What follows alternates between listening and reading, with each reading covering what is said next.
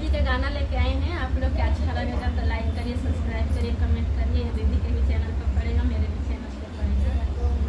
पड़ेगा, दीदियों को भी पड़ेगा।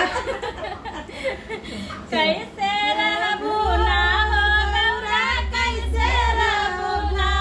बर बौरा हवा के संगवा, कैसे रहबू ना अपने भोला जी के संगवा,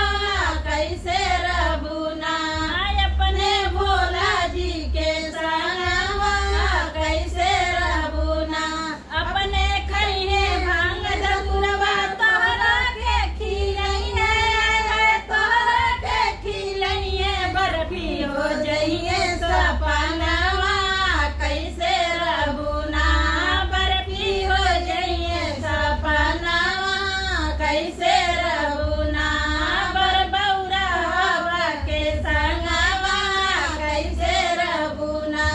अपने भोला जी के संगवा, कैसे रहबू ना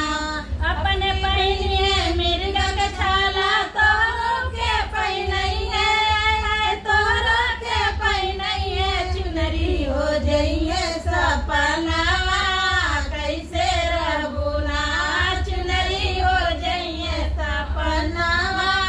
कैसे रहबू ना बर बौरा हवा के संगवा, कैसे रहबू ना अपने भोला जी के संगवा, कैसे रहबू ना अपने